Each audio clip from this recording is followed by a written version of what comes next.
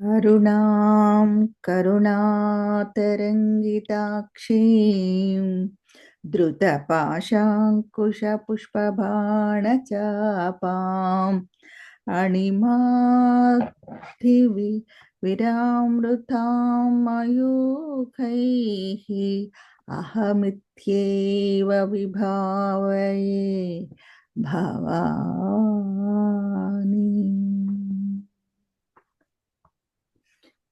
వాగర్థావివ సంపృక్తౌ వాగర్థ ప్రతిపత్తయే జగతః పితరౌ వందే పార్వతీ పరమేశ్వరౌ అంటూ ఆ పార్వతీ పరమేశ్వరుని మరి ఈరోజు ఆ గాయత్రి మాతని మనందరినీ ఇక్కడికి చేరడానికి మనందరం ఇక్కడ ఒక ప్లాట్ఫామ్ మీదకి రావడానికి కారణభూతులైన మన గురువు గారు పత్రిసి మేడం గారికి అందరికీ శతకోటి వందనాలతో మరి ఈ అద్భుతమైన గ్రంథాన్ని మన చేతికి అందించి ఈరోజు మనం చక్కగా దీన్ని అధ్యయనం చేసుకోవటానికి కారణభూతురాలైన బ్రహ్మ విద్వరిష్ట పద్మజక్క గారికి అందరికీ ధ్యానాభివందనాలతో మన ఈ ప్లాట్ఫామ్లో ఉన్న మరి అమ్మలందరికీ కూడా నిజంగా ఎంత అద్భుతాన్ని అందిస్తున్నారు. అందరికీ ధ్యానాభివందనాలు. ఇప్పుడు మనం నిన్నటి వరకు 6 శ్లోకాలు పూర్తి చేసుకున్నాము. ఇప్పుడు 7వది నవచంపక పుష్పాభ నాసా దండ విరాజిత తారా కాంతి తిరస్కారి నాసాభరణ భాసుర. నవచంపక అంటే అప్పుడే వికసించిన సంపెంగి. పుష్పాభ అంటే పుష్ప ప్లస్ అభ అంటే పుష్పం వంటి కాంతి గల. నాసాదండ ముక్కుదోలం పైన విరాజిత ప్రకాశించినది. తారాకాంతి నక్షత్ర కాంతులను తిరస్కరించడి. నాసాభరణ ముక్కు యొక్క ఆభరణం భాసుర అలంకరించబడింది. ఇక్కడ శ్లోకానికి అర్థం, అమ్మ అప్పుడే వికసించిన సంపెంగ మొగ్గన పోలినని నాసికకు అమరి ఉన్న ముక్కెర నక్షత్ర కాంతిని మర్పిస్తుంది. అద్వైతార్థం, నవచంపక పుష్పాభ నాసాదండ విరాజిత. కఠోరమైన యోగ సాధన ద్వారా గురువు అనుగ్రహంతో జాగృతమైనట్టి కుండలిని శక్తి మూలాధారం నుంచి బయలుదేరి ఆజ్ఞాచక్రంలో స్థితమవుతుంది. అప్పుడు సాధకుడు భావరహిత స్థితి అని మనస్సును శూన్యం చేసుకోవటాన్ని పొందడంతో అతని మనస్సు నిశ్చలమై ప్రాణశక్తిలో లయమైపోతుంది. ఆ స్థితిలో ప్రాణశక్తి ముక్కుదూలం మీద అంటే భ్రూమధ్యంలో, చూడండి ఎంత పోలికో, ముక్కుదూలం మీద అంటే భ్రూమధ్యంలో అప్పుడే వికసించిన సంపంగి పుష్పం లాంటి చక్కటి కాంతితో ప్రకాశిస్తుంది. తారాకాంతి తిరస్కారి నాసాభరణ భాసుర అంటే క్రమంగా ప్రకాశం నక్షత్ర కాంతులను సైతం తిరస్కరించే విధంగా ఆజ్ఞాచక్రంలో స్థితమై పరమ నిశ్చలమవుతుంది. అట్టి స్థితిని యోగులు మాత్రమే అనుభూతి చెందగలరు. అది ఆ స్థితిని ఆ అనుభూతి చెంది మనకి అందించారనమాట. ఇప్పుడు 8వ శ్లోకం. కదంబ మంజరి క్లుప్త కర్ణపూర మనోహర తాటంక యుగళీభూత తపనోడుపమండల.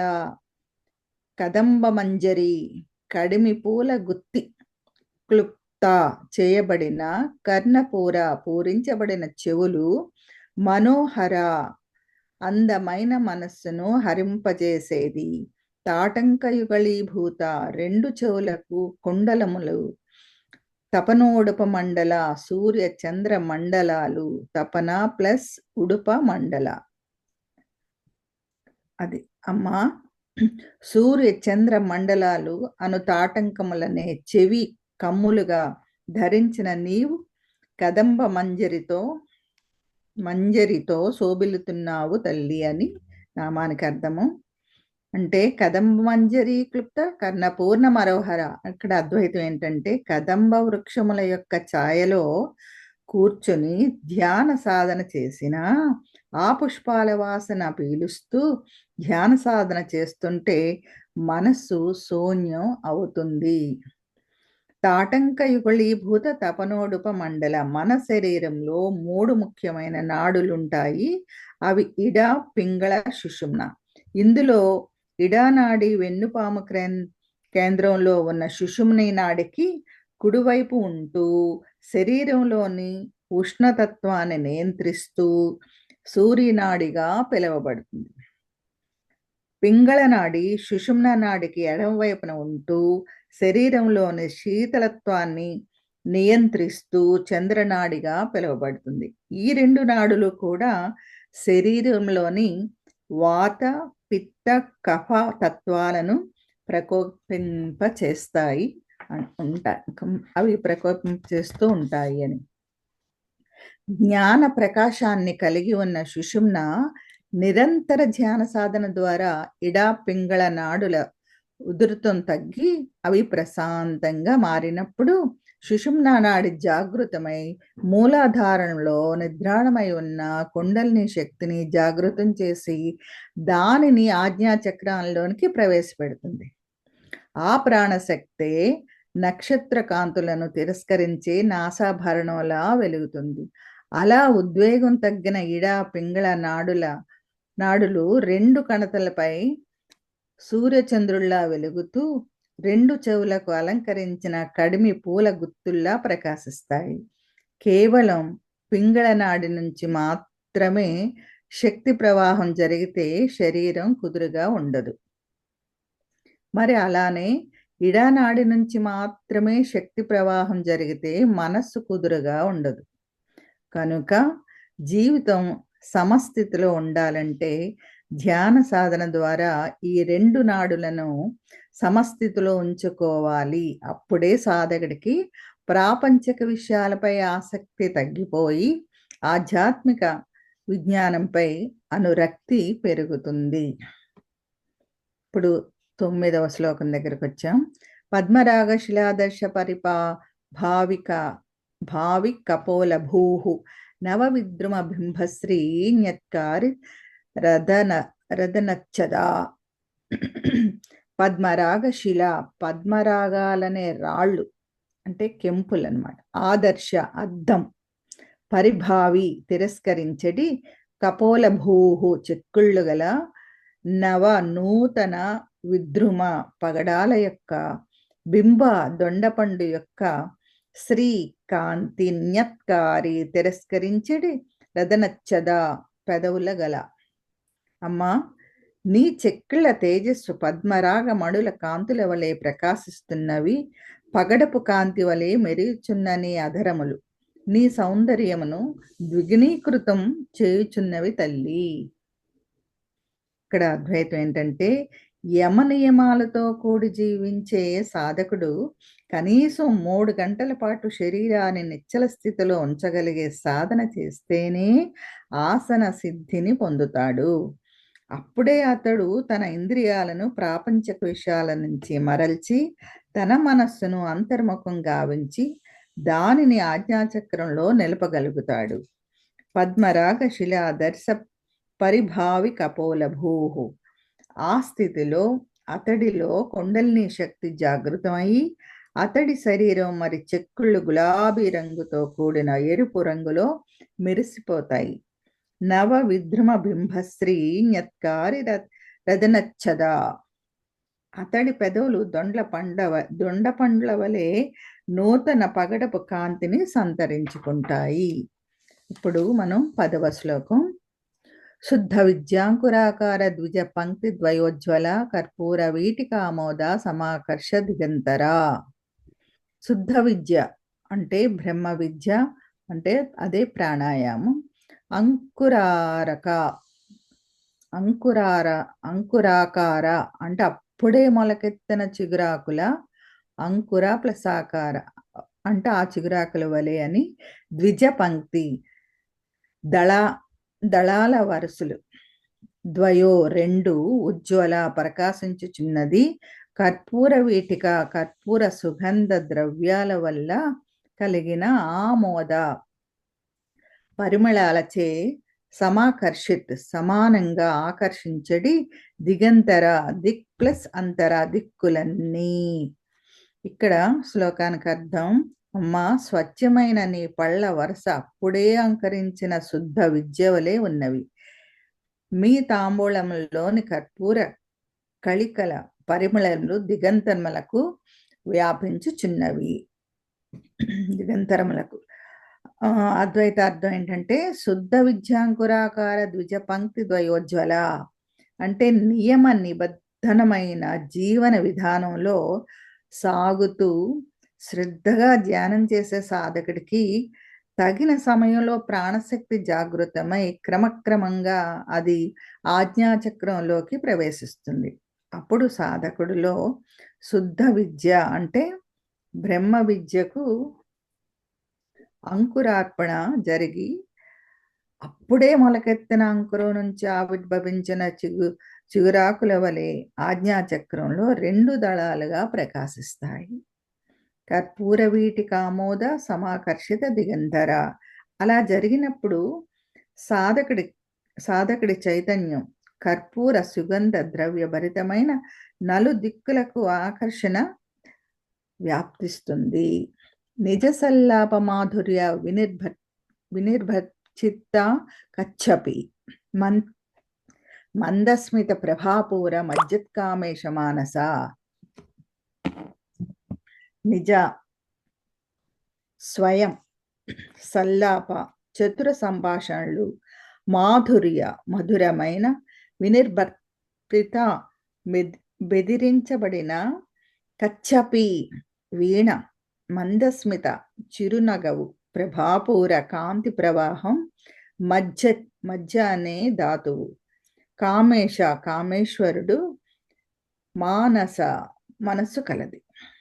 అంటే ఇక్కడ శ్లోకానికి అర్థం దేవి పలుకులయందు మాధుర్యము స్పష్టత రమ్యత సరస్వతీదేవి యొక్క వీణానాదమును మించి ఉండును.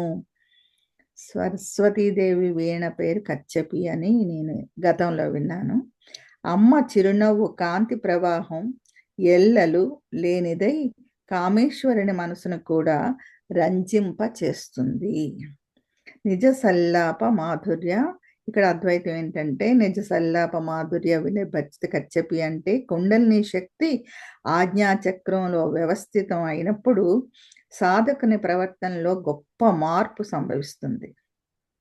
ఆ స్థితిలో వారు ఎదుటి వ్యక్తుల మెప్పు కోసం మధుర సంభాషణలు చెయ్యరు. కపటం అతిశయం మరి దర్పం లేకుండా ఉండేవారి మాటలు అసూయ బెదిరింపులు లేకుండా ఎదుటి వారికి ఉపయోగపడేలా ఉంటాయి. ఇలా వాక్కును స్వాధీనంలో ఉంచుకోవడం కంటే కష్టమైనది ఇంకొకటి లేదు. చమత్కార యుక్తులతో విశేషార్థాలను ప్రతిపాదించగల మాటలు మితంగానే ఉంటాయి. అలాంటి సరస సంభాషణలు కళ్యాణప్రదాలే అవుతాయి. మాట కటువుగా పరుషవాక్కులతో కూడి ఉంటే అనర్థదాయకం అవుతుంది. గొడ్డలి దెబ్బతిన్న చెట్టు చిగురించవచ్చు, కానీ పరుషవాకులతో దెబ్బతిన్న హృదయం ఎన్నటికీ కోలుకోవటం కష్టం.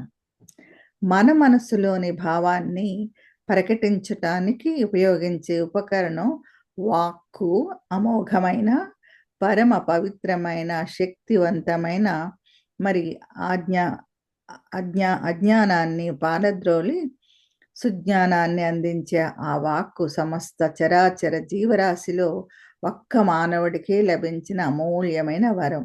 అది అర్థం చేసుకుని మాటను మంత్రంలా ఉపయోగించాలి. వాగ్దేవతకు ప్రతిరూపమైన మన వాక్కు మీదే మన సభ్యత సంస్కారాలు ఆధారపడి ఉంటాయి. కనుకనే శ్రీ లలితా సహస్రనామ రహస్య అద్వైతామృతం కచ్చపి అంటే మాటలు వీణ మీటినట్టుగా మృదు మధురంగా మరి లలితంగా ఉండాలి అని చెబుతుంది. మందస్మిత ప్రభాపూర మజ్జత్ కామేశ మానస మానవుని ప్రతి ఆలోచన మెదడులోని మధ్య అంటే మిడిల్ కాదండి. అదే నిన్న చెప్పుకున్నాం కదా! బోన్ మధ్యలో ఏర్పడుతుంది. యోగ సాధకుల్లో ఆ మధ్య అతి తేజోవంతమై మనస్సును దేహ భావన నుండి తొలగించి భగవత్ శక్తికై పరితపించేలా చేస్తుంది. సాధకుడిలోని కుండలిని శక్తి జాగృతమైనప్పుడు ఉన్నతమైన ఆలోచన ప్రకంపనలు సహకరించేందుకు అనుగుణంగా మధ్య రూపొందుకుంటుంది. అందుకే యోగ సాధకులు ఎల్లప్పుడూ ప్రకాశవంతమైన చిరునవ్వుతో కూడిన ముఖ కవళికలతో సంక్లిష్ట పరిస్థితుల్లో కూడా చెక్కు చెదరని మనోస్థైర్యంతో ఉంటారు. ఇప్పుడు మనం 12వ శ్లోకం. అనాకళిత సాదృశ్య చుబుకశ్రీ విరాజిత కామేశబద్ధ మాంగళ్య సూత్ర శోభిత కంధర.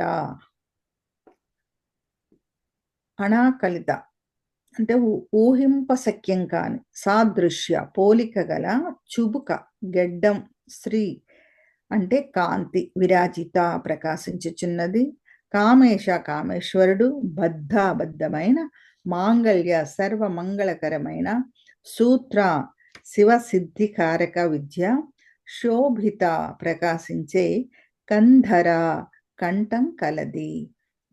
ఇక్కడ శ్లోకానికి అర్థం, అమ్మా నీవు పోల్చుటకు వీలు కాని గెడ్డం యొక్క శోభ చేత ప్రకాశిస్తున్నావు. పరమశివుని చేత మెడలో కట్టబడిన మంగళసూత్రంచే పవిత్ర సౌందర్యంతో ప్రకాశిస్తున్నావు. ఇప్పుడు అద్వైతామృతం. అనాకళిత సాదృశ్య చుబక శ్రీ విరాజిత. ఇక్కడ జాలంధర బంధం గురించి చెప్పబడింది. జాలంధర బంధం అంటే గెడ్డమును ఛాతీలోని పై ఎముక అంటే కాలర్ బోన్ మీదకు అణిచిపెట్టి శ్వాసని బంధించడం. పూర్ణ స్థితిలో ఉన్న యోగులు గొంతును సాగదీసినట్టుగా తలను ముందుకు వంచి గడ్డంతో గొంతును అణిచిపెడతారు. ఆ స్థితిలో దివ్య తేజస్సుతో అలౌకిక ఆనందాన్ని అనుభవిస్తారు. ఇది సామాన్యులకు ఊహింప శక్యం కానిది. ఉదాహరణకి అనేక హఠయోగ తాంత్రిక సాధనలు చేసిన శ్రీరామకృష్ణ పరమహంస తన జీవిత చరిత్రలో ఇలా చెప్పారు. ఒక్కసారి పద్మాసనం వేసి ధ్యాన సాధనకు కూర్చుంటే ఎవరో నా ఎముకలన్నిటినీ సాగదీసి బిగదీసి బంధించినట్లుగా ఏదో ఒక విచిత్ర యంత్రం ద్వారా గాలిని బయటకు పీల్చివేసి ఖాళీ తిత్తుని గట్టిగా అణిచివేసినట్టుగా అయిపోయేది. కళ్ళు లోపలికి పోయి బాహ్య స్మృతి అంతరించేది. ఏదో తెలియని దివ్యానందంతో వడలంతా గగురు పొడుస్తూ ప్రకంపనలతో ప్రకాశిస్తుండేది అని చెప్పారన్నమాట. అంటే ఈ అనుభవం అతను పొందారు. కామేశబద్ధ మాంగళ్య సూత్ర శోభిత కంధర. పరమాత్మ అయిన కామేశ్వని పొందాలని పట్టుదలతో సర్వమంగళకరమైన బ్రహ్మ విద్యను ఉచ్చరిస్తున్న ఆ కంఠము శోభిల్లుతున్నది. 13వ శ్లోకం. కనకాంగద కేయూర కమనీయ భుజాన్విత రత్నగ్రైవేయ చింతాకలోల ముక్త ఫళాన్విత. కనక అంటే బంగారం, అంగద అంటే శరీరాంగాలు, కేయూర కండరాలు, కమనీయ కంటికి ఇంపుగా ఉండే, భుజాన్విత భుజాలు లేక కోణాలు, రత్నగ్రైవేయ చింతాక రత్నాలు, వజ్రాలు, చింతాకములు అనే రాళ్ళు, అలోల చలనం లేని, ముక్త మోక్ష, ఫలాన్విత ఫలమునిచ్చేది. ఇక్కడ శ్లోకానికి అర్థం, అమ్మా నీవు స్వర్ణ భుజకీర్తులను ధరించి నవరత్నములు ముత్యములతో చేయబడిన కంఠాభరణములు అలంకరించిన దివ్య రూపంతో సాధకుడికి లౌకిక దృష్టి వీడి పారమార్థిక దృష్టితో ముక్తికై ధ్యానించుటకు స్ఫురిస్తున్నావు. ఇక్కడ అద్వైతము. కనకాంగద కేయూర కమనీయ భుజాన్విత అంటే యోగ సాధన చేసేవారు వజ్ర సమానమైన శరీర దారుఢ్యాన్ని రత్న చింతాకములచే మెరుపురాళ్లను పొదిగినట్టున్న శరీరంగాలతో కూడిన చక్కటి సౌష్ఠవాన్ని, బంగారు వన్నెను మరియు స్థిర చిత్తాన్ని కలిగి ఉంటారు. ఇటువంటి పటిష్టమైన శారీరక మానసిక స్థితి మాత్రమే సాధకుడికి మోక్ష ఫలాన్ని ఇస్తుంది. ధ్యాన సాధన ద్వారా జ్ఞానము, ముక్తి కూడా కలుగుతుంది. ఆత్మ సాక్షాత్కారం కలిగిన తరువాత సకల శక్తులు సమకూరుతాయి, కానీ శరీరం సామాన్యంగానే ఉంటుంది.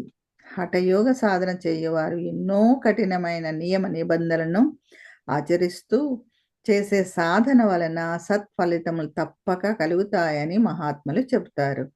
ఉదాహరణకి ధ్యాన సాధన చేసి సిద్ధి పొందిన శ్రీ రమణ మహర్షి వారి శరీర తత్వం సామాన్యంగానే ఉన్నది, కానీ శ్రీ రమణ భగవాన్ మహిమాన్వితులు అన్నది సర్వజన విదితమే. అనేక హఠయోగ తాంత్రిక సాధనలు చేసిన శ్రీరామకృష్ణ పరమహంస ఇలా చెప్పారు: నా శరీరం ఇదివరకే వజ్రతుల్యం అయింది. దాదాపు 6 సంవత్సరాల పాటు కనురెప్పలు పడక నాకు అనిమిషత్వం సిద్ధించింది. అలాంటి నేను ఒకసారి పద్మాసనం వేసుకుని ధ్యాన సాధనకు కూర్చున్నప్పుడు అమ్మవారి కృపతో నా శరీరం బంగారు కాంతులతో మెరిసిపోయింది.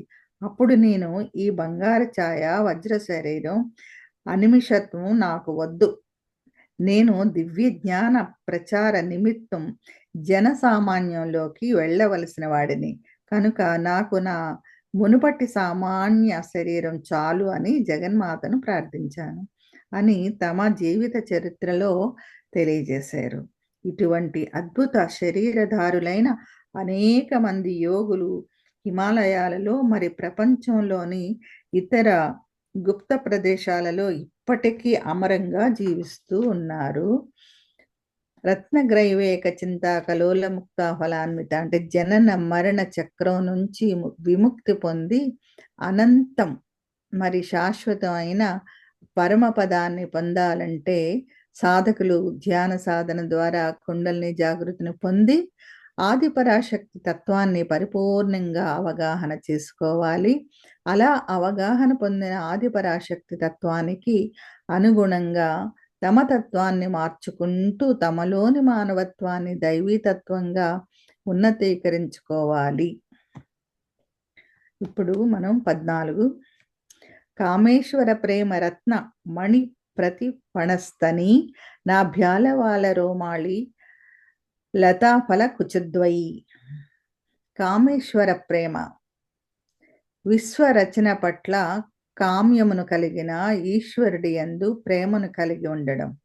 రత్నమణి విశ్వ ప్రేమను రగిలించగల రత్నమణి అంటే అనాహత చక్రం. ప్రతి పణస్తని 2 స్తనాల మధ్య వ్యవస్థితమై ఉన్నటువంటి నాభి బొడ్డు ఆలవాల ఆధారంతో లత వలె పైకి ఎగబ్రాకిన రోమాళి రోమాల వరస, లతా ఫలించిన పండ్ల వలె కుచద్వయి 2 వక్షోజాలు. శ్లోకానికి అర్థం: అమ్మ, అమూల్యమైన నీ స్తనద్వయం కామేశ్వరి ప్రేమకు ప్రతిఫలం. నీ నాభి నుండి పయనిస్తున్న రోమము వలె ఉన్న లతకు విరభూసిన 2 ఫలముల వలె నీ స్తనములు తలపిస్తున్నవి. అద్వైతం ఏంటంటే కామేశ్వర ప్రేమ రత్న మణి ప్రతి ఫణస్తని. ఇక్కడ కామేశ్వర ప్రేమ అంటే ఏమిటో తెలుసుకుందాం. సకల చరాచర సృష్టితో కూడిన ఈ విశ్వం తన చుట్టూ ఆవరించుకుని ఉన్న అనంత శుద్ధ దివ్య హోమం నుంచి ఉద్భవించి స్వీయ ఒత్తిడితో అనేక ఖండితాలు అయింది. ఈ ఖండితాలన్నీ కూడా అత్యంత సూక్ష్మాలైన వ్యోమహ తునకలు. ఇవి అత్యంత వేగంతో చలన శక్తిని కలిగి ప్రదక్షిణలు చేస్తున్నాయి. ఆ శక్తియే ఆదిపరాశక్తి. ఇలా విశ్వంలోని చలనాలు మరి అచలనాల వల్ల ఏర్పడుతున్న చర్యలు, ప్రతిచర్యలు, కర్మలు, కర్మ ఫలితాలు అన్నింటికీ ఆదిపరాశక్తే కారణం. ఈ శక్తి సకల బ్రహ్మాండం అంతటా ఆవరించి ఉంటూ ఆది మధ్యాంతరహితంగా అనంత శుద్ధ నిర్గుణ బ్రహ్మగా విరాజిల్లుతుంది. నిర్గుణం అంటే శివుడు. శివతత్వం అనేది శివతత్వం లేనిదే సృష్టి లేదు కనుక ఈ శివతత్వాన్ని హయగ్రీవుల వారు శివకామ్యము అని వర్ణించారు. అత్యంత పరిపూర్ణమైన విశ్వ ప్రేమతో ఈ సకల చరాచర జగత్తును శివకామ్య రూపుడైన కామేశ్వరుడు సృష్టిస్తున్నాడు. ఆది పరాశక్తి ఆయన జగన్మాత కూడా కామేశ్వరుడి ప్రేమ కోసం సగుణ శక్తిగా మారి ఈ విశ్వాన్ని వీక్షిస్తూ ఆస్వాదిస్తోంది. అలానే సాధకులు కూడా సగుణ శక్తితో సృష్టిలోని సకల జీవకోటిని అత్యంత వాత్సల్యంతో ప్రేమించాలి. నాభ్యాలవోల రోమాలి లతాఫల కుచద్వయి. నాభి నుంచి సన్నని నూనూగు రోమాలు వరుస పైకి సాగుతూ ఛాతీ వరకు వస్తుంది. ఈ రోమాలకు రెండు వైపులా రెండు ఫలాలుగా రెండు స్తనాలు అమరి ఉండి వాటి మధ్య విశ్వ ప్రేమను ఉజ్వలింపజేసే కామేశ్వర ప్రేమరత్నమణిలా ప్రకాశిస్తుంది. అలానే సాధకుడు 4వ చక్రమైన అనాహత చక్రాన్ని విశేషంగా రత్నమణిలా శక్తివంతం చేసుకుని విశ్వ ప్రేమను పంచాలి. అంటే సాధకుడు కూడా 4వ చక్రమైన అనాథ చక్రాన్ని విశేషంగా రత్నమణిలా శక్తివంతం చేసుకొని విశ్వ ప్రేమని పంచాలి అని చెప్తున్నారు. ఇక్కడ 15వ శ్లోకం. లక్ష రోమలతాధారత సమున్నేయ మధ్యగా స్తనభార దళన్మధ్య పట్టబద్ధ వళిత్రయ. లక్ష్య అంటే లక్ష్యం, రోమలత సన్నటి వెంట్రుకల తీగ, ఆధారత ఆధారంగా, సమున్మేయ రోమలత ఛాతీ వరకు పైకి వెళ్ళిన తరువాత మధ్యలో స్తనభార దళం అంటే భారంగా ఉన్న రెండు స్తనాల మధ్యలో పట్టబంధ రవిత్రయ రవిక అనబడే వస్త్రంతో బంధించి మధ్యలో 3 ముడులు వేయి ప్రదేశంలో. ఇక్కడ అమ్మ నీ నాభి నుండి లక్ష్యంతో పయనిస్తున్న రోమలతలకు సన్నటి నీ నడుమ ఆధారము, స్తనభారం చే వంగుతున్న నీ సన్నని నడుముకు ఆధారముగా 3 మడతలుగా బంధములు ఉన్నవి తల్లి అని. ఇక్కడ ఇలాంటి ఫోటో కూడా మనం అప్పుడప్పుడు చూస్తాము. చాలా సన్నగా ఉండి రవిక ఒక్క ముడితోని ఉంటుందన్నమాట. అట్లా అంటే మీరు చూసే ఉంటారు, గమనించాలి అంతే. అద్వైతార్థం ఏంటంటే అనాహత చక్రం యొక్క స్థానాన్ని ఈ శ్లోకం వర్ణిస్తుంది. నాభి నుంచి బయలుదేరే రోమలతలను లక్ష్యంగా చేసుకుని పైకి వెళ్ళినప్పుడు భారంగా ఉన్న స్థలాలను రవికతో 3 ముడులు వేసి బంధించే స్థానమే అనాహత చక్రం యొక్క స్థానం. నిజానికి ఈ వర్ణన ఒకానొక స్త్రీమూర్తికి సంబంధించింది కాదు. శరీరంలో అనాహత చక్రాన్ని ఎలా గుర్తించాలో సాధకుడైన అగస్త్యునకు తత్వదర్శి అయిన హయగ్రీవుడు బోధించిన పరమ పవిత్రమైన సందేశం. ఇప్పుడు 16వ శ్లోకం. అరుణ కౌసుంభ వస్త్ర భాస్కర తటి రత్నకింకిరారమ్య రసనా ధామభూషిత. అరుణ ప్లస్ అరుణ ఉదయించే సూర్యుని కాంతి వర్ణం కౌస్తుభ వస్త్ర పసిమి వన్య వస్త్రముల భాస్వతి ప్రకాశించే కటి ప్రదేశం రత్న కింకిణికా రత్నాలతో పొదగబడిన చిరుగంటలు. రమ్య అంటే అందమైన, రసన జలతత్వం దామ ప్రకాశం భూషిత అలంకరించు. అమ్మ, కటిభాగంలో ఎర్రని పట్టు వస్త్రం ధరించిన నీవు అరుణ వర్ణముతో శోభిస్తూ ఉన్నావు. రత్నములు, ముత్యాలు, మువ్వలు పొదిగిన వడ్డాణం ధరించి శుతిమెత్తని నీ అడుగులకు కదలాడే చిరుమువ్వల సవ్వడి నీ నడకకు మరింత శోభను చేకూరుస్తుంది తల్లి. అద్వైతం ఏంటంటే, ఈ శ్లోకంలో మూలాధార స్వాధిష్టాన చక్రాలు ఎక్కడ వ్యవస్థితమై ఉన్నాయో దర్శించిన హయగ్రీవులు దానిని అగస్త్యుల వారికి వివరించారు. అరుణారుణ కౌస్తుభ వస్త్ర భాస్కర తటి అంటే ఉదయించే సూర్యుని లాంటి ఎరుపు రంగుల మూలాధార చక్రం, ఎరుపు పసుపు రంగుల సమ్మేళమైన వస్త్రం వంటి రంగులలో స్వాధిష్టాన చక్రం ఉన్నదని అరుణారుణ కౌసుంభ వస్త్ర భాస్కర తటి ఇంక నామానికి అర్థం. రత్న కింకిణి కారమ్య రసనా దామభూషిత. మూలాధార చక్రం గుదస్థానంలోనూ దానికి 2 అంగుళాలపై జననేంద్రియాల వెనుక భాగంలో స్వాధిష్టాన చక్రం ఉంటుంది. స్వాధిష్టాన చక్రంలో శుక్రధాతు నిలువ ఉండి అందులోనే జన్మాంతర కర్మ బంధాలు, క్రోమోజోమ్స్ మరి జీన్ కోడ్స్ అది బ్రాకెట్లో ఇచ్చారు. రత్న కింకిణిగా అంటే రత్న మణుల ఇమిడి ఉంటాయి. స్వాధిష్టాన చక్రం జలతత్వంతో కూడుకొని రమ్య రసనాధామ భూషిత, ఇది బ్రాకెట్, అంటే జలతత్వంతో కూడుకొని మానవుల కర్మబంధాలను రత్నాలుగా ధరించి ఉంది. కర్మబంధాలు అని ఎందుకు వర్ణించాలంటే,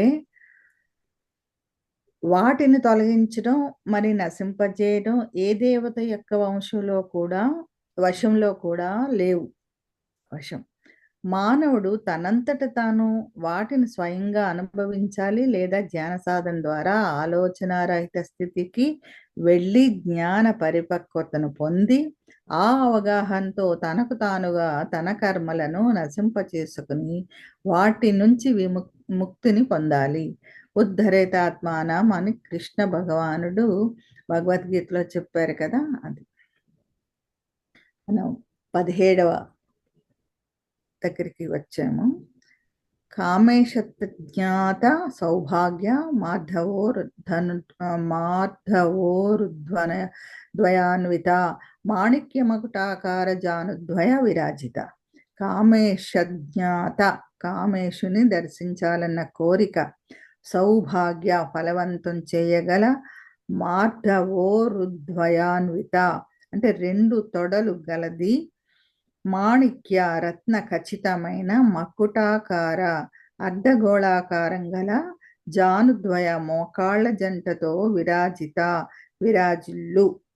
ఇక్కడ శ్లోకానికి అర్థం, అమ్మ, మృదువుగా ఉన్న నీ ఉరుద్వయం యొక్క సౌందర్యం రహస్యం తెలుసుకునే సౌభాగ్యం కామేశ్వరుడు మాత్రమే కలిగి ఉన్నారు. మాణిక్యమును మకుటాకారాల వలె చెక్కినట్లుగా నీ మోకాళ్ళ ద్వయం పోలి ఉన్నవి తల్లి అని. ఇక్కడ అద్వైతం ఏంటంటే, ఈ శ్లోకంలో మూలాధారంలో నిద్రాణమైన కుండలిని శక్తిని జాగృతం చేయటానికి కావలసిన పద్మాసనం గురించి వివరించబడింది.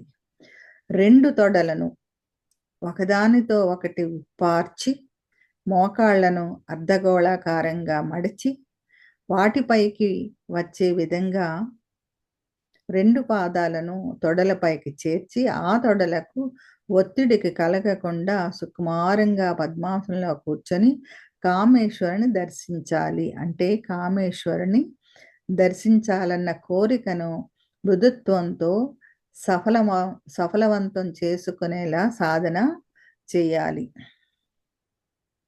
ఇప్పుడు మనం 18 ఇంద్రగోప పరిక్షిప్త స్మరతూణ భజంగిక గూఢగుల్ఫ కూర్మ పృష్ఠ జైష్ణు ప్రప్రదానుత.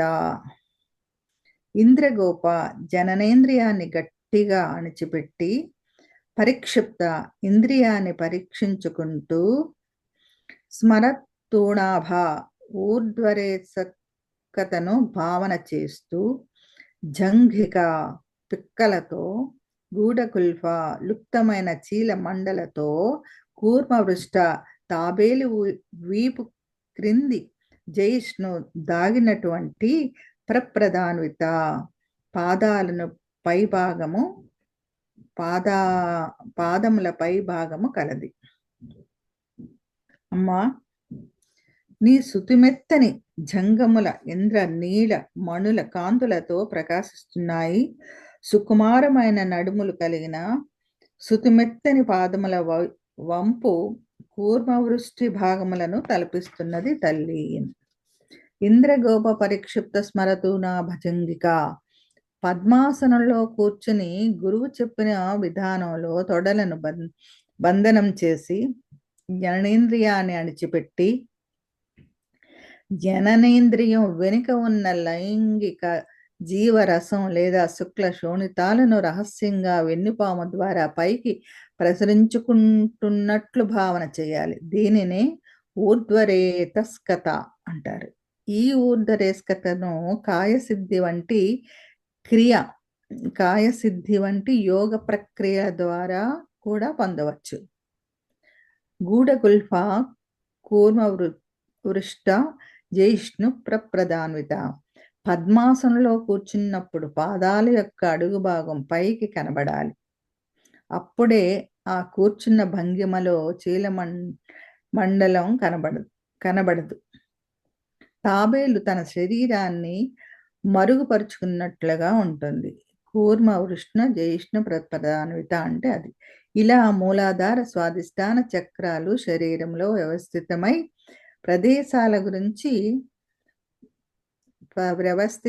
ప్రదేశాల గురించి మరియు కాయసిద్ధి సాధన ద్వారా వీర్యాన్ని ఎలా గుప్తపరచి పరిరక్షించి ఊర్ధ్వగమనం చేయాలో ఈ 3 శ్లోకాల ద్వారా హయగ్రీవుల వారు తమ శిష్యుడైన అగస్త్యుల వారికి వ్యక్తం చేశారన్నమాట. ఇప్పుడు 19 నఖధీతి సంచన్న సమజ్జన తమో గుణ పదద్వయ ప్రభాజాల పరాకృత సరోరుహ.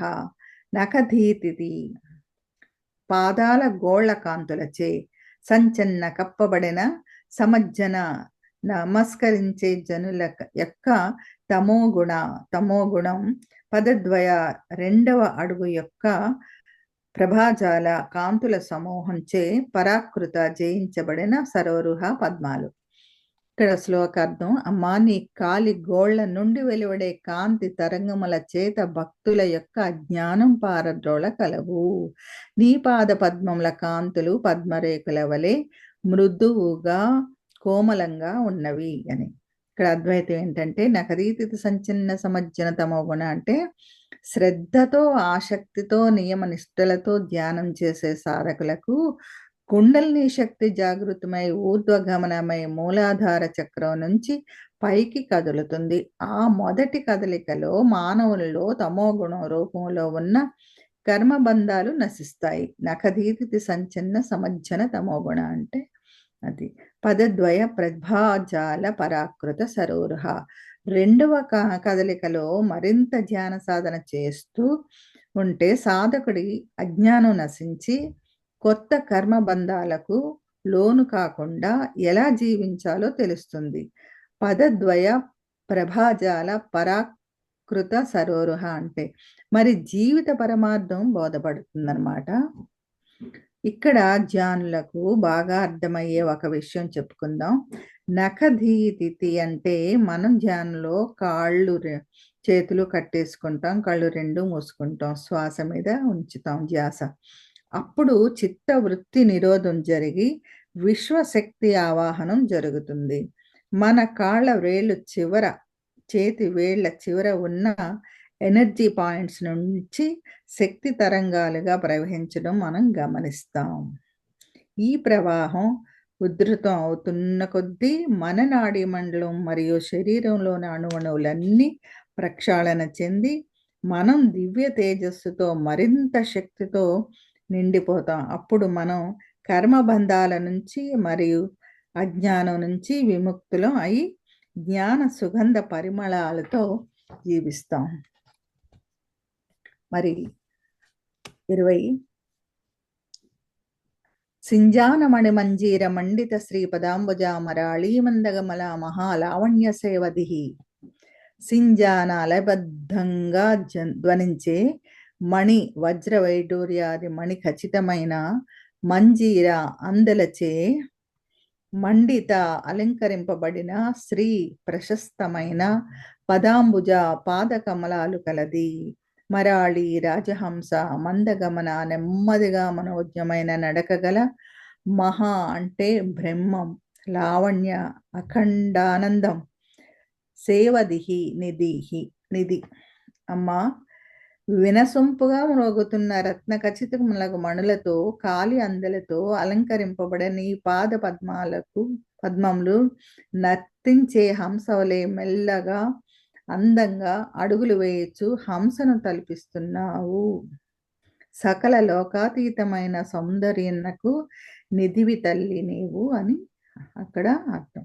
ఇక్కడ అద్వైతం ఏంటంటే సింజానమణి మంజీర మండిత శ్రీపదాంబుజ అంటే మరాళి అంటే రాజహంస, మందగమన అంటే నెమ్మదిగా నడిచేది అని అర్థం. యోగుల పరిభాషలో శ్వాసను హంస అంటారు. మనం ధ్యానంలో ఉండగా ఆ శ్వాస నెమ్మది స్లో అవుతుండడాన్ని ఇక్కడ ఈ మరాళి మందగమనతో పోల్చారు. శ్వాసపై ధ్యాస ద్వారా మన ఉచ్ఛ్వాస నిశ్వాసాలను నెమ్మదించి బురుకిటిలో స్థితమవుతాయి. తద్వారా చిత్త వృత్తి నిరోధం జరిగి సుషుమ్నా నాడిలో ఉన్న కుండలిని శక్తి జాగృతం అవుతుందన్నమాట. మరాళీ మందగమన మహాలావణ్య సేవది. ఆ స్థితిలో శ్వాస రాజహంసల మందగమనంతో ఊర్ధ్వగామిగా సాగుతూ అఖండమైన బ్రహ్మానందం అనే నిధిని అనుభవానికి తెస్తుంది. ఆ సమయంలో సాధకుడికి వజ్ర వైడూర్యాది మణి ఖచ్చితమైన అందెలతో అలంకరింపబడిన ప్రశస్తమైన పాదాలు కదిలినప్పుడు కలిగే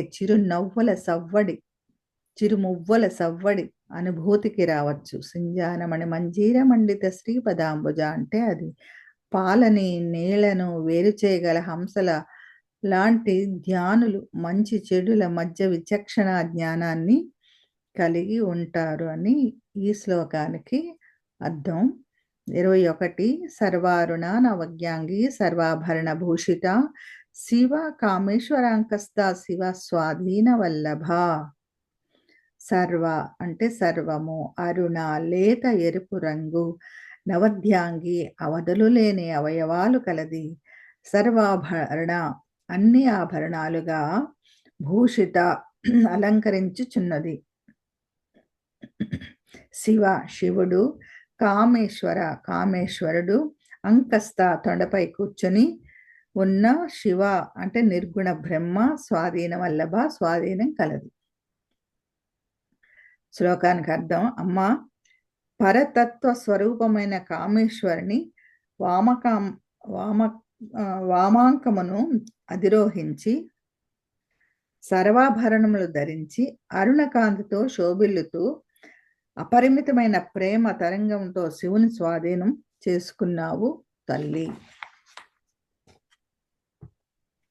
సర్వారుణ నవజ్ఞాంగి సర్వాభరణ భూషిత అంటే మానవ శరీరంలో నిద్రాణమై ఉన్న కుండలిని శక్తి తగిన యోగ సాధన ద్వారా శ్రీ లలిత జాగృతమైనప్పుడు సాధకుని శరీరం అంతా లేత ఎరుపు వర్ణంలోనికి తిరుగుతుందని సర్వారుణ అనే నామానికి అర్థం.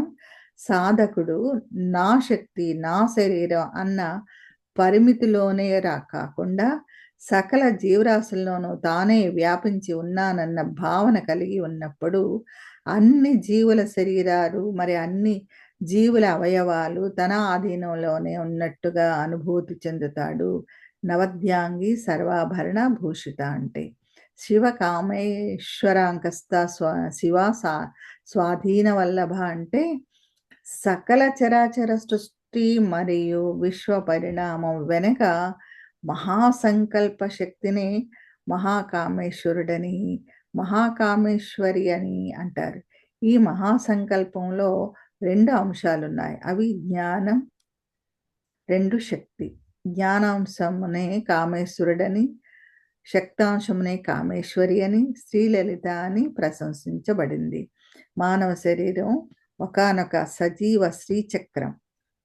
అందులో శిరస్సు అంటే కపాలంపై భాగంలో బ్రహ్మరంధ్రం అనే కేంద్ర బిందువు లేక అంకం ఉంటుంది. శివ అంటే నిర్గుణ బ్రహ్మ అని, కామేశ్వరుడు అంటే సగుణ బ్రహ్మ అని.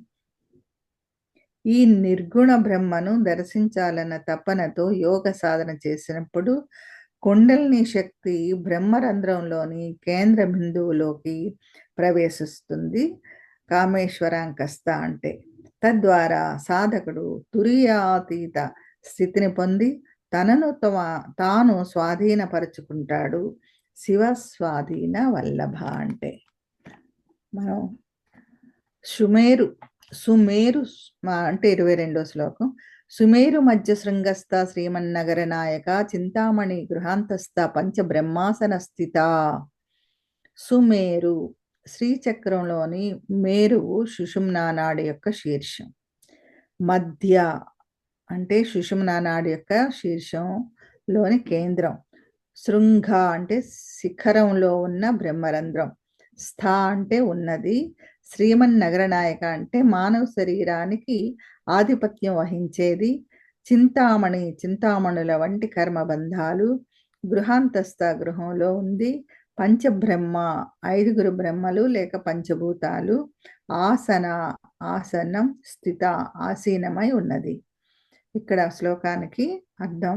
అమ్మా, నీవు మేరు పర్వత శిఖరం యొక్క మధ్య భాగంలో ఉన్న శ్రీపురమును నగరమునకు అధిష్టాత్రివై చింతామణుల చేత నిర్మింపబడిన మందిరములో పంచబ్రహ్మలు 4 కోళ్లుగా అంటే బ్రహ్మ విష్ణు రుద్ర ఈశ్వరుడు సదాశివుని సింహాసనముగా అధిష్ఠించి ఉన్నావు తల్లి. సుమేరు మధ్యస్థ అంటే ఇక్కడ అద్వైతం ఏంటంటే సుమేరు అంటే సుషుమ్నా నాడి యొక్క శిఖరాగ్ర భాగం. ఇది బ్రహ్మరంధ్రంతో అనుసంధానమై ఉంది. బ్రహ్మరంధ్రం యొక్క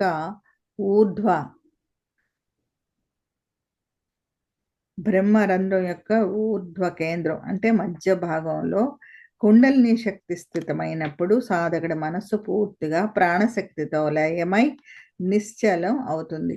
ఈ స్థితిలో విశ్వమాత అయిన ఆదిపరాశక్తి యొక్క తత్వంతో కూడిన సాధకుడు విశ్వ ప్రేమను పంచగలడు. సాధకుడి శరీరం అనే నగరం పూర్తిగా శక్తికి స్వాధీనమై శక్తి నాయకత్వంలో నడుస్తుంది. శ్రీమన్నగర నాయక అంటే ఇక్కడ చింతామణి గృహాంతస్థ మానవుని కర్మలు అనుభవిస్తేనే కానీ నశింపవు. ఎంతటి పుణ్య కర్మలు సైతం పాప కర్మలను ఉపశమింపజాలవు. జీవునిలో ఉన్న కుండలిని శక్తి అంటే శ్రీ లలితామాత చింతామణుల వంటి కర్మలచే నిర్మింపబడిన మూలాధార చక్రం అనే కోటలో నిద్రాణమై ఉంది. ఈ నిద్రాణమైన కుండలిని శక్తి తనంత తానుగా జాగృతం కాదు. సాధకుడు తగిన శ్రద్ధాభక్తులతో ధ్యాన యోగ సాధన చేసినప్పుడు మాత్రమే అది జాగృతం అయి కర్మ నివృత్తి చేస్తుంది. పంచబ్రహ్మాసన స్థిత అంటే ఈ జీవ చైతన్యం నిద్రాణ స్థితిలో ఉన్నంతకాలం పాంచభౌతికమైన పంచ జ్ఞానేంద్రియాలు ప్రాపంచిక జ్ఞానానికి మరి ఇంద్రియ విషయాల లాలసకు లోనే అజ్ఞానంలో ఉంటాయి. పంచబ్రహ్మలు అంటే సృష్టి స్థితి లయ తిరోధాన అనుగ్రహ శక్తులతో కూడిన జనన మరణ వలయంలో చిక్కుకొని ఉంటారు. పంచబ్రహ్మాసన స్థిత అంటే అర్థం అన్నమాట. 23 మహాపద్మాటవీ సంస్థ కదంబ వనవాసిని సుధాసాగర మధ్యస్థ కామాక్షి కామదాయిని. మహా అంటే గొప్పదైన లేదా సహస్ర. పద్మ అంటే పద్మాలు లేక దళాలతో కూడిన అటవీ అరణ్యంలో సంస్థ ప్రతిష్ఠితం అయినప్పుడు కదంబ కడిమి చెట్టు, మహావైరాగ్యం అని ఇచ్చారు బ్రాకెట్లు. వన అంటే వనం, వాసిని నివసించున్నది, సుధా అమృతం, శుక్రధాతువు, సాగర సముద్రం, మధ్యస్థ మధ్యలో, కామాక్షి మహాకాముని దర్శించే దృష్టి లేదు లేదా అది కామాక్షి అంటే సంకల్పం కలిగినది, కామదాయిని అంటే మోక్షదాయిని. శ్లోకానికి అర్థం: మా మహాపద్మంలో ఆసీనురాలువై కదంబవనంలో విహరిస్తావు. కరుణతో నిండిన కనులు కలిగిన కామాక్షి అమృత సముద్రంలో అలరారుతూ భక్తుల కోరికలను నెరవేరుస్తావు తల్లి అని. అద్వైతం ఏంటంటే, మహాపద్మాటవి సంస్థ కదంబ వనవాసిని. మహాపద్మాటవి అంటే శరీరమే పెద్ద అరణ్యం. ఇక్కడ షట్చక్రాలే కాకుండా సహస్ర సంఖ్యాకులైన నాడులే మహా పద్మాలు. లోపల మనకి 72,000 నాడులు, లేకపోతే ఇంకా లక్షల్లో కూడా చెప్తారు, 2,72,000 నాడులు ఉన్నాయి. ఆ నాడుల్ని మహాపద్మాలు అని ఇక్కడ వర్ణించారన్నమాట. 1000 దళాలతో కూడిన సహస్రార చక్రంలో చేరిన కుండలిని శక్తి చక్కగా స్థితమైనప్పుడు జీవుడు ప్రాపంచిక అరణ్యంలో కాకుండా వైరాగ్యపు వనంలో విహరిస్తాడు. కదంబం అంటే కడిమి చెట్టు. ఆ చెట్టు యొక్క పరిసరాలలో మనకు అమనస్క స్థితి అంటే మనోశూన్యత సంభవిస్తుంది. కాబట్టి మహాపద్మాటవీ సంస్థ కదంబ వనవాసిని. మెదడులోని మధ్య అంటే పీనియల్ గ్లాండ్ నుండి క్రమక్రమంగా సాంద్రత పొందుతూ వెన్నుపాము ద్వారా శుక్రధాతువుగా మారి లింగస్థానంలోనికి చేరుతుంది. సుధాసాగర మధ్యస్థ కామాక్షి కామదాయిని. శుక్రధాతువుగా మారే జీవరసమే సుధాసాగరం. మరి అమృతసారం మెదడు కేంద్ర భాగంలో ఉన్న పీనియల్ గ్లాండ్ మనోన్మణి. సుధాసాగర మధ్యస్థ అంటే మనోన్మణిలోనే ఆత్మసాక్షాత్కారం జరుగుతుంది అని హయగ్రీవుల వారి ఉవాచ. విశ్వరచన సంకల్ప శక్తి కలిగిన కామేశ్వరిని పరమేశ్వరిని దర్శింపచేయగల పీనియల్ గ్రంథిని కామాక్షి కామదాయిని అంటూ కీర్తించారనమాట. దేవర్షి ఇప్పుడు 24.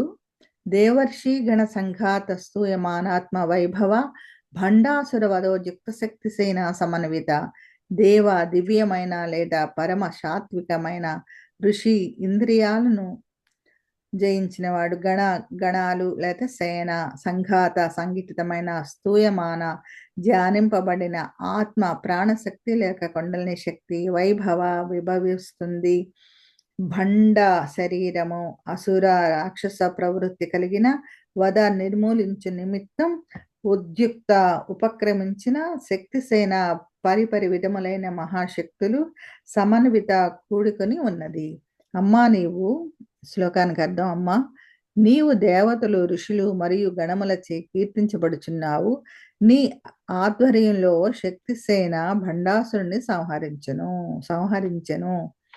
ఇక్కడ అద్వైతం ఏంటంటే, దేవర్షి గణ సంఘాత స్తూయమానాత్మ వైభవ అంటే ధ్యాన యోగ సాధన ద్వారా మనస్సును నిర్మూలన చేసుకొని సమధమాదులను సాధించాలి. అంటే ఎటువంటి పరిస్థితుల్లో కూడా ఉద్వేగం చెందకుండా శాంతం వహించి ఉండాలి. అదే శమం. మనస్సుకు తగినట్టుగా ఇంద్రియాలు మరి శరీరం కూడా శాంతం వహించి ఉండాలి. అదే దమం. సమధమాదులచే దివ్య గుణ సంపన్నమైన ఇంద్రియ సమూహాన్నే దేవర్షి గణాలు అంటారు. ఈ దేవర్షి గణాలను సంఘటితపరిచి ధ్యానం చేసినప్పుడు ఆత్మశక్తి మరింతగా ప్రభవిస్తుంది. బండాసుర వధోయుక్త శక్తి సేనా సమన్విత అంటే మన శరీరం పరమేశ్వరికి ఆలయం. మరి మనలోని ఆత్మతత్వమే లలితా పరమేశ్వరి. విశ్వమంతటా నిండి ఉన్న లలితా పరమేశ్వరి చైతన్యాన్ని అనుభూతి చెందకుండా అడ్డుపడుతూ మనల్ని జడత్వం ఆవరించి ఉంటుంది. ఆ జడత్వమే బండాసురుడు. నిత్య ధ్యాన సాధన ద్వారా ఆ బండాసురుని వధించినప్పుడు మనం దివ్యత్వాన్ని పొందుతాం. ఇక్కడికి మనం